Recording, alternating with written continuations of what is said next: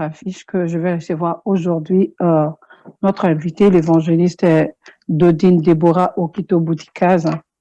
Je crois que j'ai bien prononcé son nom. Hein. Journaliste de formation. Elle est prédicatrice et enseignante dans la parole, chantre conductrice de la prière, intercesseuse, et puis mariée, mère de 2 filles. Dodine, elle est résidente à Genève, en Suisse. Donc, elle sert Dieu. Elle fait plusieurs choses. Hein. Comme je vous dis toujours, sa biographie est tellement longue que j'espère que comme à l'accoutumée, j'aime toujours le faire, Dodine, notre invitée, l'évangéliste Dodine, elle aura à se présenter elle-même et puis à nous dire tout ce qu'elle fait. Nous aimerons bien le savoir, quand même que notre temps n'est pas si grand, mais il faut que nous connaissions c'est qui notre invité. Je m'en vais déjà dire bonjour, évangéliste Dodine Deborah Okito. Bonjour, servante de Dieu Valérie. Merci beaucoup pour cette invitation. Ça me réjouit vraiment les cœurs. Alors, c'est une vraiment opportunité que Dieu nous donne vraiment de servir Dieu ensemble. Pour ceux qui nous suivent, Valérie, c'est une grande amie, c'est une amie de longue date. Vraiment, aujourd'hui, on se retrouve sur un plateau en train de servir Dieu ensemble. C'est pour moi une joie immense et je bénis le Seigneur pour cela. Alors, pour me présenter, voilà, elle a presque dit beaucoup de choses, c'est vrai, mais on va faire court. Donc, je suis la servante de Dieu Dodine. Je réside en Suisse et puis je sers Dieu. Je vais parler quand même de mon église et de mon pasteur. À l'église évangélique des Temps de la Grâce, auprès de mon pasteur, la pasteur Françoise Monsengo, dont je salue toute ma famille, du Temps de la Grâce. Et je travaille aussi avec le pasteur Marcelo Tonassi dans la plateforme du Noyau Compassion Internationale. C'est une plateforme d'évangélisation mondiale. Donc, où nous faisons des soirées des gloires. Nous allons des nations en nation pour aller témoigner Christ. Amen. Et on a une ligne de prière vraiment 24 heures sur 24 heures, 7 jours sur 7 jours. Et ça connecte de partout, vraiment, où que vous soyez. Si vous voulez, vous tapez noyaucompassioninternational.org. Vous allez vraiment retrouver toutes nos horaires. Et si vous avez besoin de prier, venez vraiment, Dieu se manifeste beaucoup dans cette plateforme-là. Donc, je suis responsable du Noyau Compassion Suisse. On peut se limiter là, voilà, pour aujourd'hui. Donc, c'est ça. Donc, c'est qu'on retient responsable du Noyau Compassion Suisse. Donc, évangéliste, nous avons vraiment l'honneur aussi, nous, de vous inviter dans notre mission, comme vous connaissez, Femmes uniques et exceptionnelles. Comme je dis toujours, avec notre première question que je pose à toutes les servantes qui passent, à tout le monde, puisque chacune de servantes a sa manière de répondre et à donner à cette définition-là. Donc, je m'en vais déjà vous demander, pour vous, évangéliste, c'est quoi être une femme unique et exceptionnelle? C'est une bonne question et c'est vaste. On peut répondre vraiment sur plusieurs sens. Femme unique et exceptionnelle, moi je vois 3 mots essentiels. On a unique, exceptionnel, on voit la femme. Donc quand on parle d'une chose unique, c'est ce qui est propre à toi, propre à toi. Tu vois, ma sœur Valérie, on a 5 doigts. Les 5 doigts, c'est des doigts, mais ça ne se ressemble pas. Chaque doigt est unique. Et je pense même que chaque doigt joue un rôle spécifique. Donc, ce qui est propre à toi. Et quand on parle de femme unique et exceptionnelle, ce qui est exceptionnel, c'est ce qui sort de l'ordinaire. C'est ce qui sort vraiment de l'ordinaire. C'est ce qui se démarque quand on parle de femme unique et exceptionnelle. Et maintenant, on parle de la femme. Oh, il y a tellement beaucoup à dire sur ces sujets parce que la femme, c'est la cerise sur les gâteaux. C'est la dernière à être créée par Dieu et c'est aussi elle qui est beaucoup combattue par la société aujourd'hui. En fait, l'ennemi s'est tellement levé pour ternir l'image de la femme parce que la femme, dès la création, elle est déjà exceptionnelle. Alléluia. Elle est déjà unique. C'est vrai que j'ai entendu des gens dire que oui, unique, on peut les devenir. Mais moi, j'estime que unique et exceptionnel, non, exceptionnel, on peut les devenir. Mais moi, d'après la Bible, avec tout ce que j'ai appris dans la Bible, on l'est déjà. Parce que Dieu ne crée plus. Dieu a déjà créé. Dès l'origine, Dieu a déjà créé. Quand tu veux prendre, par exemple, la voiture pour aller quelque part, tu as déjà l'idée de la destination. L'idée de la destination ne te vient pas en chemin. Tu as déjà l'idée, tu sais que tu vas quelque part. Dieu a dit à Jérémie, il dit, avant que tu sois même dans le ventre de ta maman, je te connaissais. Je t'ai établi prophète des nations. Alléluia. Le problème, c'est quoi? On est déjà unique et exceptionnel dès la création. Dieu a déposé dans chaque femme quelque chose. Si on prend les paraboles du talent, chaque personne avait quelque chose. Il y en avait un, l'autre qui avait un talent, l'autre qui avait deux, l'autre qui avait 5 talents. Mais Dieu a donné chaque chose unique et exceptionnelle dans toute femme. Comme on parle de femmes, pour ne parler que de femmes, Dieu a donné dans chaque femme quelque chose. C'est juste comment manifester maintenant la chose qui est au-dedans de nous pour qu'on réalise exactement que voilà, cette femme, elle est exceptionnelle. C'est là le problème. C'est là le problème. Mais en tout cas, on l'a déjà à la base. Et c'est pour ça l'ennemi nous jalouse depuis la création. Vous savez, lorsque Dieu a créé la femme, lorsque Dieu a créé la première créature que Dieu avait créée, c'était Lucifer. Il a été créé de pierres précieuses. Il n'a pas été créé à l'image de Dieu. Après, Dieu a créé la création, tout ce qu'on voit. Il dit tout ce qu'il avait créé, il a trouvé que c'était bon. Après, il a créé l'homme et la femme. Il a dit que c'était très bon. Mais si on vient dans Genèse 22, c'est là où il parle. Il prend la femme, il endort l'homme, il crée la femme. Alléluia. Et quand l'homme se réveille, il voit la femme, il dit, cette fois-ci. Cette fois-ci. C'est comme si les autres fois là que Dieu avait créé, c'était bon. Mais pour moi, je dirais les 7 fois-ci là, c'était la perfection. Alléluia. Parce que la femme joue tellement un rôle dans la société. La femme a tellement de casquettes.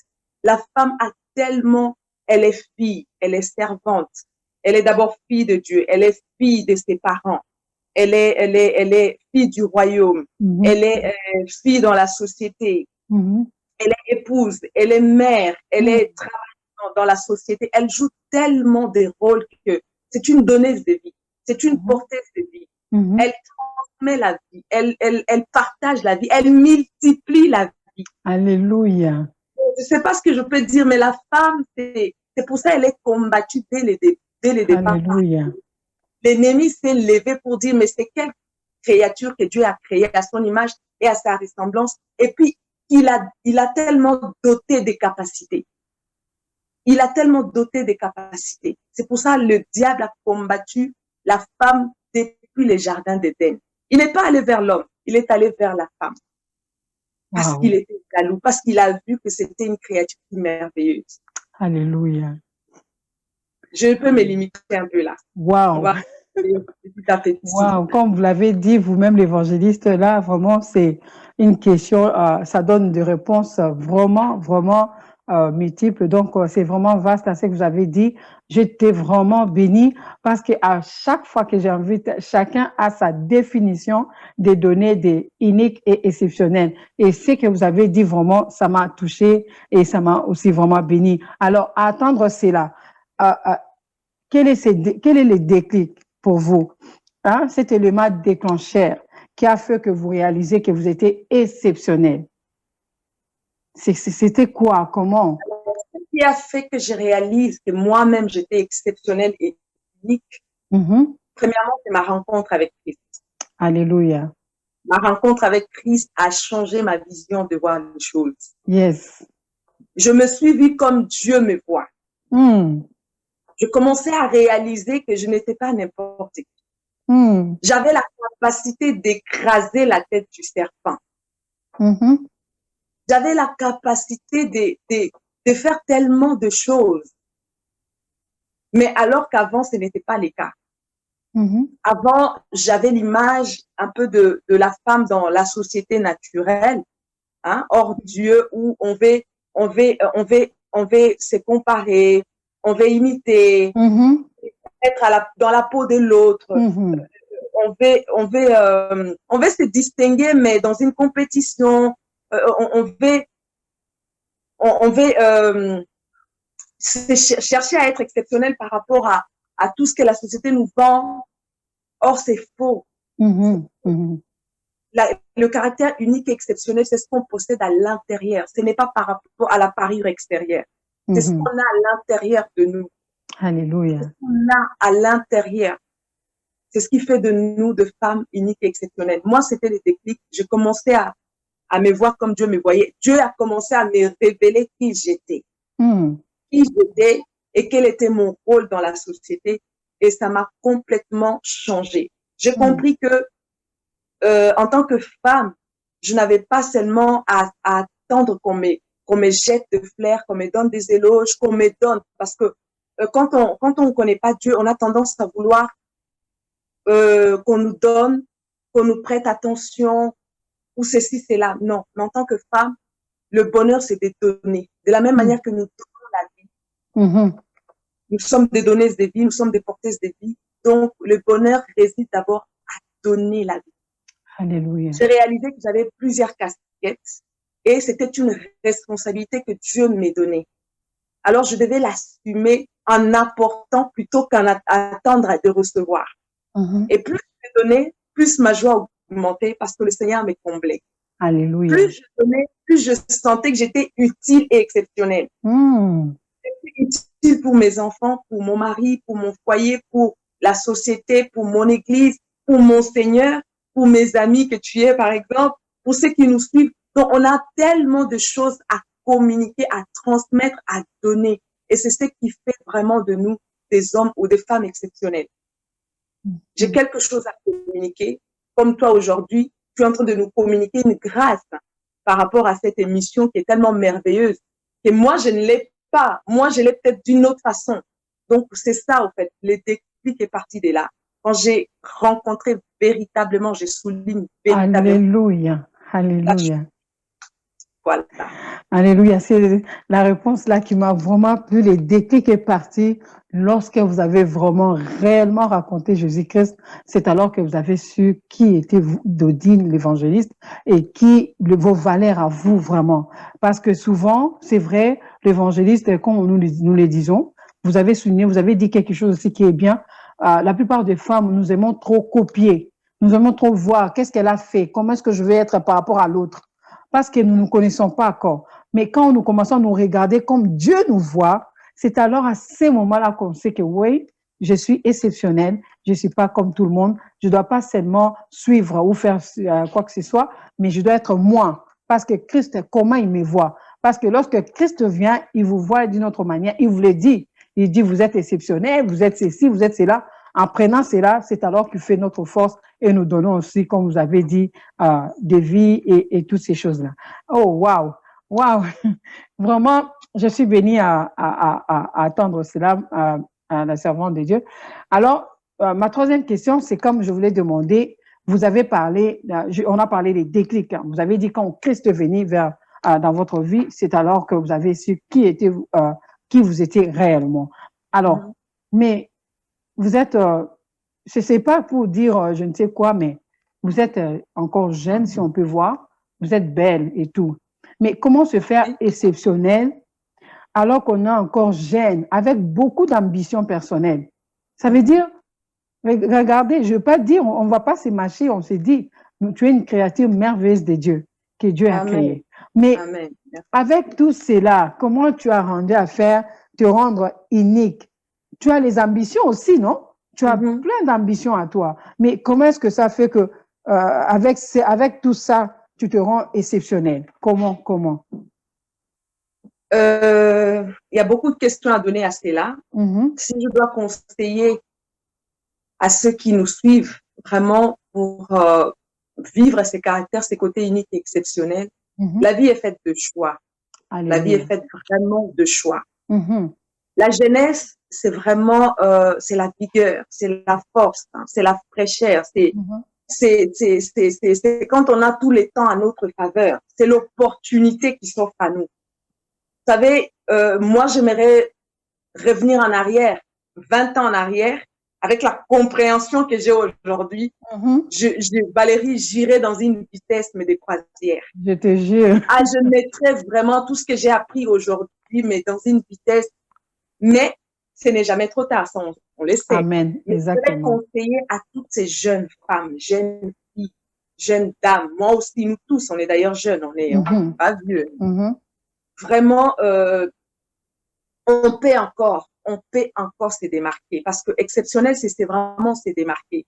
C'est faire ressortir tout ce que tu possèdes à l'intérieur de toi. Comme j'ai dit au départ, on l'a déjà. Vous savez, j'aime beaucoup l'histoire de Ruth la Moabite. C'est un exemple que je vois entre deux jeunes femmes qui étaient dans une situation de précarité. Parce que vous ne donnez que ça, hein. Je préfère prendre leur exemple parce que si on prend des gens qui étaient dans une position, on va se dire elles étaient déjà dans une position. Je prends ceux-là qui étaient dans une position de précarité. Il y avait vraiment la famine, il y avait la souffrance, il y avait la malédiction, il y avait tout, il y avait rien. Donc, ça dit qu'aucune possibilité. Parce que l'ambition, on peut toujours l'avoir, mais quand tu regardes ce qui t'entoure, tu dis, mais je vais faire comment? Comment je vais sortir ma tête? Comment je vais... Ça ne dépend pas de ce que nous voyons, ça dépend de ce que nous avons à l'intérieur. Alléluia. Et on va voir que parmi les deux personnes là, Ruth et Orpa, hein, vraiment deux personnes, une opportunité va se présenter. L'opportunité, la première opportunité que j'ai dit, c'est d'abord la vie. Tant que nous vivons, il y a de l'espérance. C'est-à-dire que toi, tu vis, tu as déjà l'opportunité de vivre. Le fait de vivre, tu peux vraiment te rendre exceptionnel et unique. Tu peux faire des exploits, tu peux te démarquer, tu peux épater, tu peux étonner parce que tu l'as en toi. La vie, déjà, c'est un don. Deuxième chose, c'est les opportunités, c'est-à-dire les circonstances qu'on peut rencontrer dans la vie qui peut nous faire sortir la tête dans l'eau. Ruth a eu cette opportunité d'entendre de Naomi que Dieu avait visité Bethléem du pain. Cette bonne nouvelle était une opportunité pour les deux. Était une opportunité pour Ruth et pour Orpa. Mais on va voir que Orpa, Naomi va quand même essayer de les décourager. Vous savez, la vie en soi, il y a tellement de choses qui vont tenter par tout le moyen d'étouffer même les ambitions de la jeunesse. Alléluia. Les jeunes ont plein d'ambitions, mais la vie va étouffer cela. Les réalités de la vie vont faire en sorte que malgré vos ambitions, vos envies de sortir, de faire des choses, ça va être étouffé. Ruth et Naomi et Orpa étaient conditionnés dans un environnement qui étouffait leur côté unique et exceptionnel. Ils ne pouvaient même pas voir ça. Tout était terni, tout était éteint. Mais cette bonne nouvelle dans l'oreille de Ruth était comme un réveil. Était comme un réveil. À un moment donné, il faut se réveiller, il faut se révolter. Moi, je donne ces conseils-là pas forcément pour les chrétiens, même pour les non-chrétiens. Il faut se réveiller parce que les chrétiens ont même tendance à beaucoup plus dormir que les non-chrétiens. Exactement. Il faut se réveiller. Ruth s'est réveillée. Ruth c'est un bon réveil dans l'optique vraiment de vouloir changer sa vie. Elle s'est réveillée, elle a saisi l'opportunité. Elle a saisi l'opportunité. Elle a dit c'est maintenant ou jamais. Elle a saisi les temps qui s'offraient à elle. Elle a saisi, en fait, je conseille à toutes ces jeunes-là de mettre leur capacité en avant. De mettre le courage. Ça demande aussi du courage. Ça demande du courage. Ça demande aussi de la patience. Ça demande vraiment d'oser, la capacité d'oser. Tu es jeune, tu as envie de faire des choses, parfois tu as peur, il faut oser. Si elle n'avait pas osé, elle n'allait pas devenir la femme de Boaz. Elle ne savait même pas ce qui l'attendait là-bas. Mais elle a osé. Elle a osé. Mais tandis qu'il y a une autre catégorie, on voit Orpa qui a baissé le bras par rapport à la circonstance, à la situation, à l'environnement où ils étaient en train de vivre. Elle a étouffé tout. Elle a baissé le bras. Elle avait peur. Elle s'est sous-estimée. La vie n'était pas facile. Oui, la vie n'est pas facile pour tout le monde. Mais ceux qui arrivent à ressortir ces côtés uniques et exceptionnels, c'est ceux qui osent. Amen. C'est ceux qui osent. C'est ceux qui se surpassent. C'est ceux qui sont violents. Même la Bible dit, c'est le violent. Si on n'est pas violent, on ne peut pas ressortir ces côtés-là. Et Ruth a manifesté cette violence-là. Et c'est aussi les désirs, c'est aussi l'envie. Il y a des jeunes qui sont là, qui n'ont pas aussi l'envie, qui n'ont pas ces désirs-là. Désirer à se démarquer, c'est important. C'est important parce que nous l'avons. Dieu, quand il est venu visiter Gédéon, il a dit, tu es vaillant héros. Gédéon ne se connaissait pas. Il ne se connaissait pas. Il faut identifier qu'est-ce que tu as en toi. Qu'est-ce que les hommes voient en toi. Parfois, c'est pas toi-même, tu vois rien en toi, mais les autres voient en toi quelque chose. Exactement. Il faut identifier ça et mettre ça en valeur, mettre ça en avant-plan. Bam, nous avons des choses à donner et à communiquer. Ne te dis pas que je viens d'une famille moindre. Ne te dis pas que j'ai pas beaucoup étudié. Non, non, ça n'a rien à voir. Ça n'a rien à voir. Il y a des femmes comme la femme Mère Teresa, elle était pauvre. Mais elle avait quelque chose en elle. C'était s'occuper des pauvres. Elle dit, comme je suis pauvre, là, il faut que je m'occupe des pauvres. Donc, elle a eu cette compassion pour le pauvre. Elle n'en pas beaucoup. Mais aujourd'hui, on en parle. On en parle. Alléluia. Alléluia. Donc, c'est ça. Aujourd'hui, donc, nous devons avoir des fois, quand Dieu nous met quelque chose, évangéliste, quand tu passes par quelque chose, ça veut dire c'est un message que Dieu te donne aussi pour donner plus tard. Des fois, nous connaissons pas. Quand nous voyons des choses nous arriver, nous plairons sans pour autant tirer une leçon pour savoir pourquoi est-ce que Dieu me fait passer par là. Parce que si tu n'as jamais été passé par quelque chose, tu seras pas toi-même capable vraiment de le donner tel quel. Donc, c'est un peu ça. Waouh. Merci beaucoup. Alors, je vais déjà demander on est en train d'attendre, notre 30 minutes n'est pas toujours beaucoup, comme je l'ai dit toujours, des choses à dire, mais aussi des minutes, peu de minutes. Bon, avec la grâce de Dieu, on verra comment faire plus tard, comment Dieu va nous faire grâce. Alors, je veux savoir, évangéliste, vous avez parlé d'ici, de toutes ces choses, de cette femme qui est là, vous avez donné l'exemple de Ruth, comment elle était, le rite, la Moabite, vous avez donné beaucoup d'exemples que nous avons vus et tout.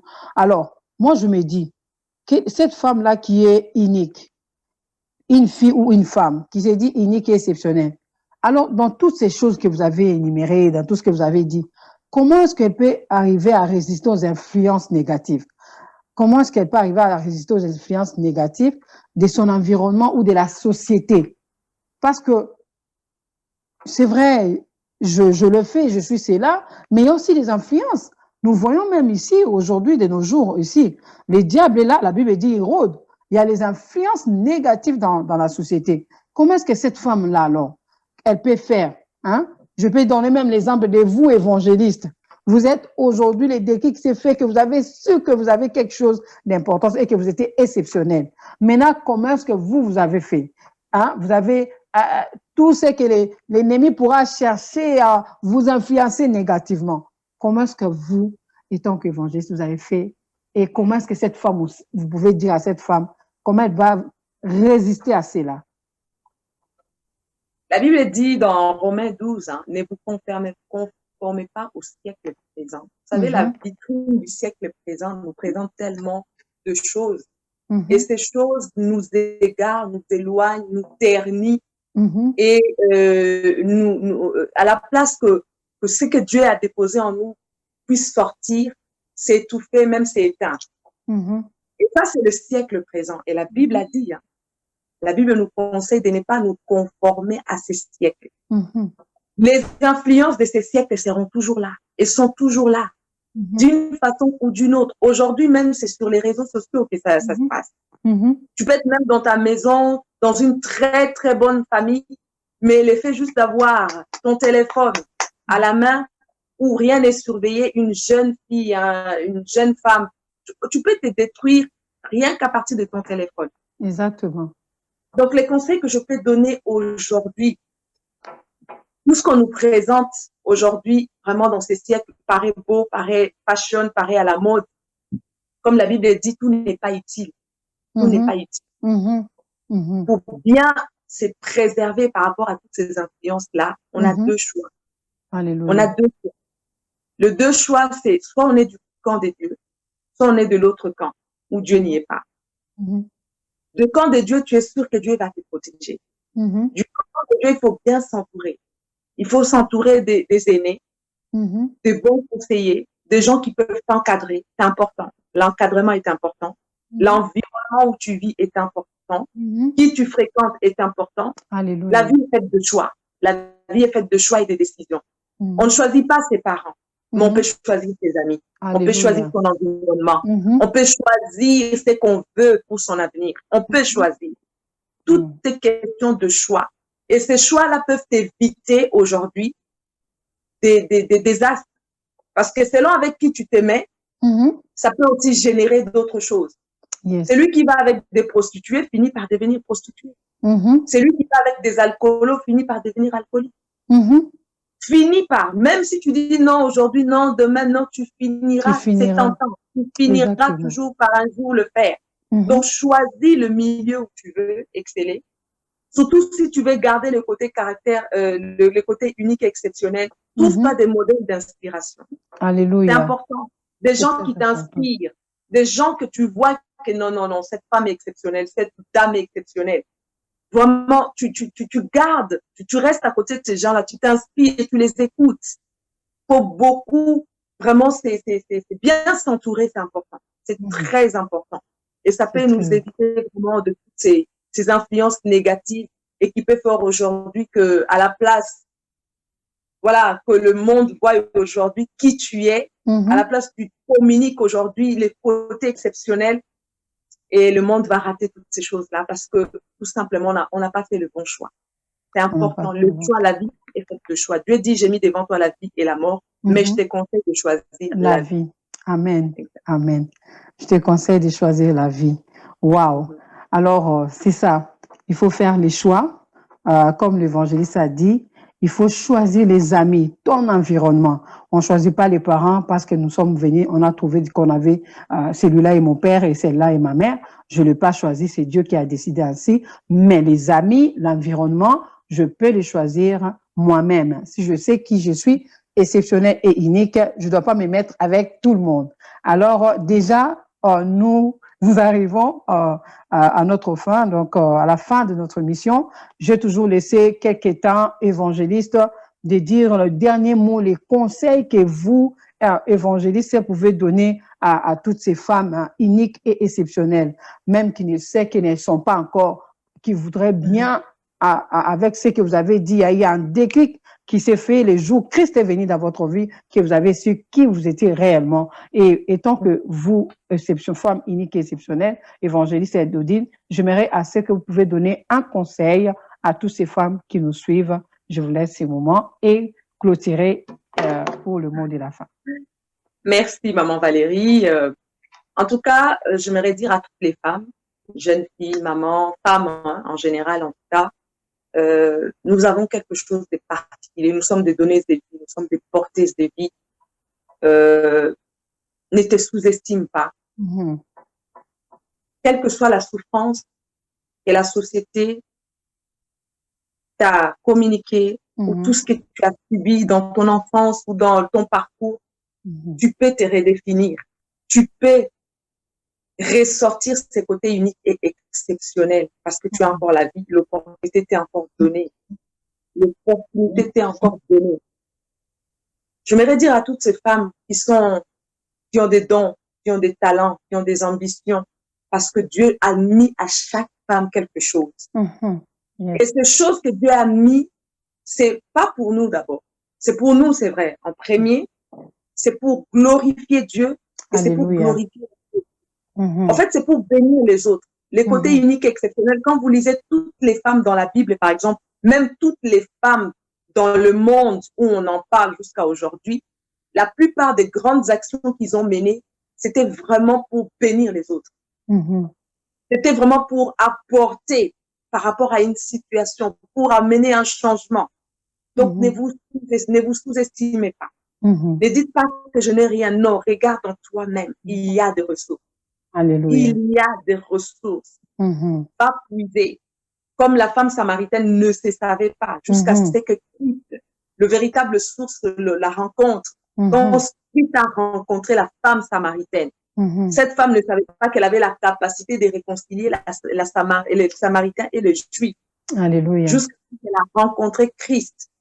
Elle a apporté, elle a réconcilié deux nations. c'est possible que tu puisses les redécouvrir. Si tu n'as pas encore donné ta vie au Seigneur, c'est encore aussi possible. Alléluia. C'est possible. C'est avec lui encore que tu connaîtras mieux ta vie parce que c'est lui qui t'a créé. C'est lui qui t'a créé. Donc voilà tout ce que je peux dire. En gros, le temps est tellement court. Il y a tellement beaucoup à dire. Mais ben voilà. Donc ne te sous-estime pas. Tu as de la valeur aux yeux de Dieu. Tu peux encore communiquer ces côtés exceptionnels et uniques parce que tu l'es déjà dès par la création et tu l'as à l'intérieur de toi. Il faut juste te découvrir. Voilà. Alléluia. C'est ça, il faut juste les découvrir. Ne te sous-estime pas. Crois en Jésus-Christ. Si tu l'as pas reçu dans ta vie comme Seigneur et Sauveur, reçois-le parce que, comme l'a dit évangéliste, c'est lui qui te connaît et c'est comme ça que la Bible le dit. Il te connaît mieux que toi-même. Il va te dire qu'est-ce que tu es vraiment et c'est alors que tu vas savoir que tu es unique et exceptionnel. Femme, ne te décourage pas. Alors, merci, évangéliste, pour le temps que vous nous avez confié. Merci de répondre aussi à notre invitation. Que Dieu vous bénisse et qu'il se souvienne de vous. Si l'Éternel nous fait grâce, nous allons encore nous revoir et faire d'autres émissions, pourquoi pas, par sa grâce. Je vous dis encore merci et je dis bye bye. Merci, bye bye, sois béni. Merci, bye bye. bye.